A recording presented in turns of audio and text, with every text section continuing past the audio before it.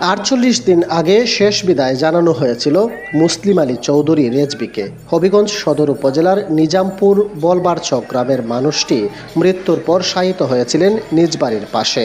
আত্মীয় পরিজন পাড়া প্রতিবেশীর চোখের জলে সেই বিদায় ছিল নীরব, স্বাভাবিক। কিন্তু এর ৪৮ দিন পর ঘটে যায় এক অভাবনীয় ঘটনা। স্বপ্নে বাবার ডাকে ঘুম ভাঙে দুই ছেলের। রেজবির দুই ছেলে সম্প্রতি একাধিকবার স্বপ্ন দেখেন তাদের প্রয়াত বাবা তাদের বলছেন, আমার কবরের মধ্যে পানি জমে আছে, আমি নামাজ পড়তে পারছি না, আমাকে সরিয়ে নাও এই জায়গা থেকে। বারবার একই স্বপ্ন। বিষয়টিকে একেবারেই হালকাভাবে নেননি দুই ছেলে। দ্বারস্থ হন তাদের আধ্যাত্মিক গুরু পীর ডক্টর সিরাজুল আমিন রেজবির কাছে। তিনিও পরামর্শ দেন কবর স্থানান্তরের। সেই পরামর্শ অনুযায়ী ৪৮ দিন পর মরদেহ উত্তোলনের সিদ্ধান্ত নেয় পরিবার। ঘটনাটি ছড়িয়ে পড়ে গ্রাম জুড়ে। আজ সকাল থেকেই ভিড় জমে যায় বলবারচক গ্রামের সেই কবরস্থানে। মুসলিম আলী চৌধুরীর কবর খোঁড়া শুরু হয় নির্ধারিত সময়ে, কিন্তু যা দেখা গেল তা দেখে অনেকেই হতবাক। কবর খুঁড়ে মরদেহ উত্তোলনের পর দেখা যায় ৪৮ দিন পরেও মরদেহের কোনো পরিবর্তন হয়নি। শরীরে পচন ধরেনি, কাপনের কাপড়ও অক্ষত ছিল। মৃতদেহ দেখে মনে হচ্ছিল যেন কিছুক্ষণ আগেই কবর দেয়া হয়েছে। এমনকি কবরে যে পানির কথা স্বপ্নে দেখেছিলেন সেই পানিও দেখা গেছে কবরের মধ্যে। অনেকেই এই দৃশ্যকে আল্লাহর কুদরত হিসেবে অভিহিত করেছেন।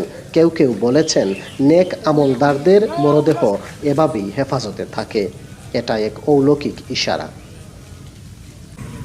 সিলেট ওসমানী মেডিকেল কলেজে রাত্র 2টা এপ্রিলের 23 তারিখ রাতে 1 তারিখে হইলাই, মে মাসের 1 তারিখ রাতে 2:18 ইন্তেকাল করছেন। ইন্না লিল্লাহি ওয়া ইন্না ইলাইহি রাজিউন। ওনাকে আমরা দাফন করছি আমরা পারিবারিক কবরস্থানে। দাফন করার কিছুদিন পরে আমরা যখন সিন্নি করবো, ওই সিন্নির মাঝে আমার হুজুর কেবলা নেত্রকোনার ডক্টর সিরাজুল আমিন গাজী আকবর আলী রেজবি সুন্নি আল কাদরি সাহেবের মেজু সাহেবজাদা, যিনি বর্তমান গতিশীল, ওনাকে আমরা সিন্নির দাওয়াত করলাম। উনি সিন্নির দাওয়াতে আসলেন, আইসা আমার ঘরে বৈশা দোয়া খার করলেন, 2 ঘন্টার মতো সময় দিলেন। দেওয়ার পরে উনি আমার বাবার কবরস্থান জিয়ারত করলেন। জিয়ারত করার পরে উনি বলতেছেন, বাবা তোমরা বাবার কবরটারে বাউন্ডারিতে ফাঁকা করো, মাজার সিস্টেম করো। তখন আমরা বললাম ঠিক আছে, আপনার অনুমতি, আমরা আদেশ পালন করব।